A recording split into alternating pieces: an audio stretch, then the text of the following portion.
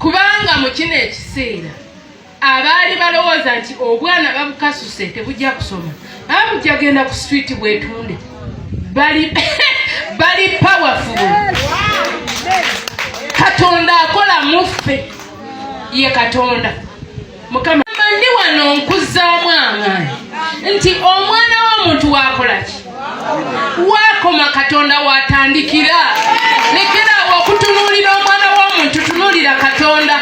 Ensonga zo zikyuse ozikole ki ozitunuulize Katonda ajja bikola byonna. Era eno wiiki yakola ki yakubitunuuliza Katonda. Yakola ki kati nkugambye ali China kumakyana kete nangamba mami network etutawanya obudde bwaffe bwe tuzuukukirako buba buzibu naye njagala kwogera naawe. Katonda yebazi. Ekyewuunyisa ekingi yaŋŋambye bwe nali mbatwala ku kisaawe kubanga bonna baagenda n'oli omukulu yagenda kwadda era naye telecom engineer bayinginia bombi babiri nze mama w'abayinginia nze Katonda yampa sitani kakolime sitani kakutame kakola atya Katonda yakwatse ebiri n'agikolaki. Nali mbatwala ku kisaawe ku Mande bayinginia mother of engineers. Yinza okuba simanyi Luzungu naye abaana bange balumanyi.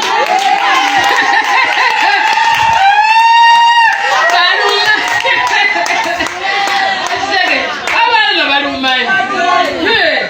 Kati wanje byesaasoma bakola ki babisoma ye Katonda. Nze siri wano kukyamukiriza nga tayitangako mu muliro.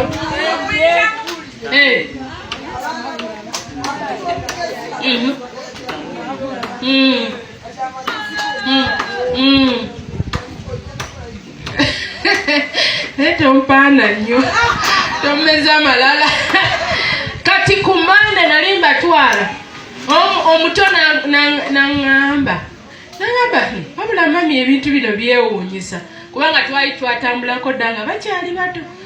Naŋŋamba mami ebintu bino byewuunyisa kati tuzzeemu okutambula nga ba sisters nga bagenda ku lugendo oluwanvu e China.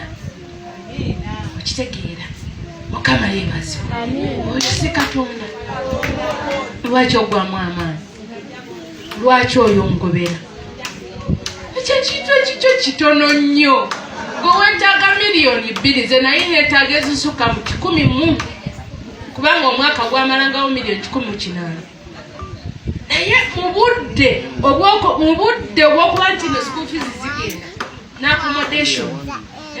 accommodation transport biki laba lockdown bweyingirawo omwana ng'ali Uganda ab'essomero ne bagamba agenda kusomera online. Ffe naye twagala zaffe zonna tuzikola ki tuzeetaaga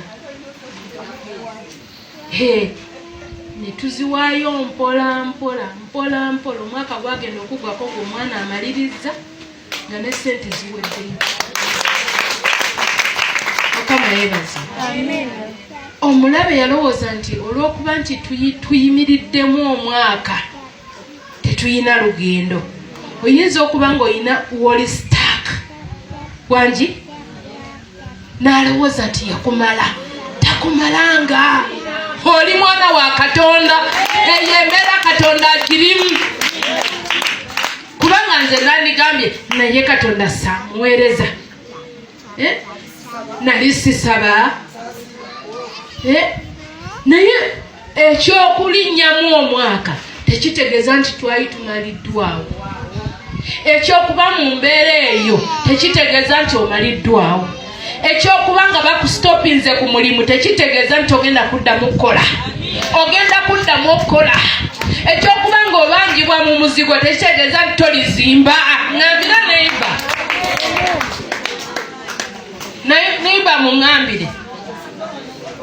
Kyekyokuba nga bakubanja ssente za Kumukutu Jika Media kwoli nkusaba subscribinga mukwano gwange gwe atanaba kulabikanga ate o subscribinga nawe abadde tanna likinga video genda maaso bwoti oberenga ate ogiraikinga. Nsonga zikyali za Teddy Bugingo nga kwogase n'omukulu Pastor Bugingo zo zikyakwatidde ddala wansi ne waggulu. Kansubire ebigambo ebyo obyewuliriddeko. Gwabadde tamanyi Teddy Bugingo oyo mukyala gw'ova okulabako ye mukyala Teddy Bugingo ali mu kwogerwako okubeera nga yamma Pastor Bugingo access ku baana, era gye buvuddeko naku nga 2 emabega Pastor Bugingo yavayo n'ategeeza nti ekyamazima omutima gumuluma ate nga gumulumira baana be olw'ensonga amaze ebbanga ddene nga talaba ku baana be,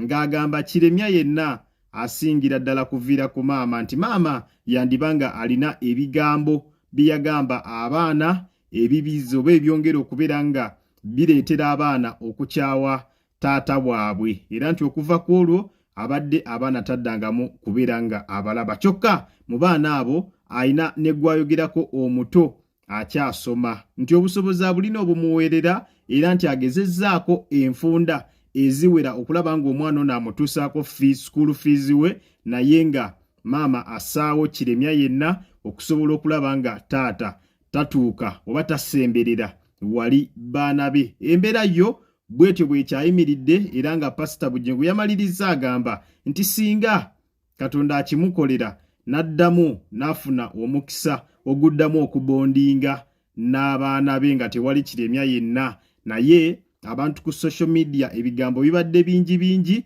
kansuubire ne Teddy Bugingo omwewuliriddeko musunguwavu era tetumanyi oba ddala anaasobola okukkiriza Pastor Bugingo okubeera nga alaba abaana be. Bigambo bya Teddy Bugingo agamba nti baabafulumya oba baabakasuka oba baabasuulawo ng'amanyi abaana bajja tuuka ekiseera mbu beetunde badde mu kwetunda, nti naye essaawa eno naye ndowooza Pastor ali surprised okubeera nga abaana be bali bulungi, abasinga bayinginiya bagenda bweru bali China bali mu kubeera nga baddukanya mirimu. Kwigamba nti ne Pastor Bugingo ayinza okuba ekyo teyakisuubira nti abaana balibeera bulungi nga ye tasobodde kubeera nga abawa buyambi. Mukazi ekyamazima era owuliriza ebigambo bye olabira ddala nga alinamuko ku busungu, era kyandibeerera ddala ekizibu eri Pastor Bugingo okuddamu okufuna access ku baana bano.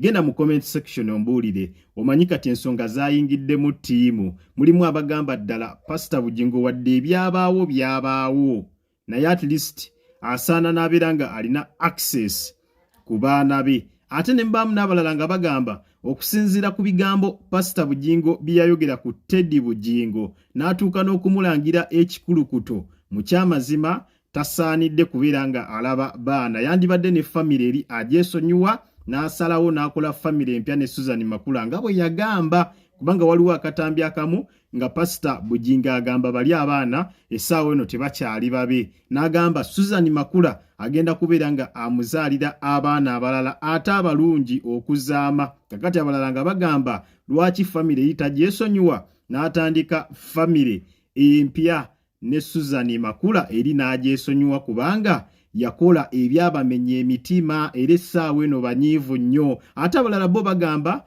Pastor Bugingo amalala yandigatadde ku bbali, byonna byonna amawagali n'agassa ku bbali n'agenda ne yeetondera mukyala we, nti kyekyokka ekisobola okubeera nga kitereeza embeera. Kwetondera mukyala we kyekyokka ekisobola okubeera nga kitereeza embeera. Kumwetondera ku ki? Abamu bagamba nti ebintu byakola ebyokubeera nga alalaasa mukyala we naddala ensonga ey'ekikulukuto, nti omukazi amaze emyaka 10 ng'alina ekikulukuto n'akireeta n'akyanja mu lwatu. Ekintu ekyo kirumamukko, tibiyinza okuba ku bimu bye byanyiiza omukyala, era ne basaba Pastor Bugingo amalala agakkakkanye kubanga yali mu nsobi, yalangira omukyala mu lujjudde aveeyo yeetondera omukyala ensonga ziggwe, era ne bagamba singa akikola osanga ajja kuddamu afune access ku baana. Genda mu comment section naawe obeere ng'ate otuwa endowooza yo. Subscribe nga naawe atanaba likinga video.